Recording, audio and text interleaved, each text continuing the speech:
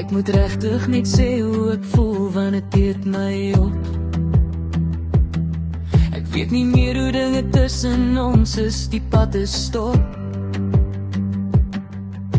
Dit voel asof jy my elke dag net verder wegstoot, sonder dat jy dit eens agterkom, en dit maak my so groot seer. Ek hoor elke oggend word ek wakker en ek begin wonder, gaan jy vandag nog van my onthou, gaan daar 'n boodskap kom, gaan jy dalk vra hoe dit met my gaan jy my mis?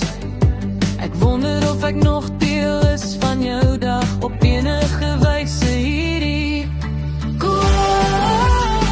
En dit was nooit so tussen ons nie, nooit so koud gevoel nie. Hoe lang laas het jy regtig gevra hoe my dag was, wat ek doen?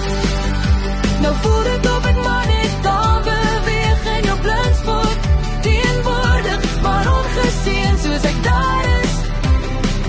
Maar jy sien my nie meer nie.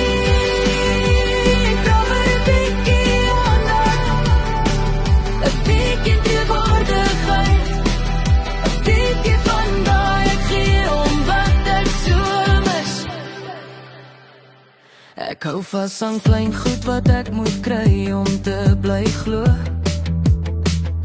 want eerlik ek gee actually baie om, miskien te veel so.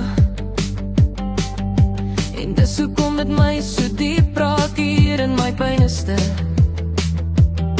En die ergste is, ek is bang om iets te sê, vir die behoefte koor. Ek wil nie oorvoer of nie die kinkie, maar stil bly maak my stukkend.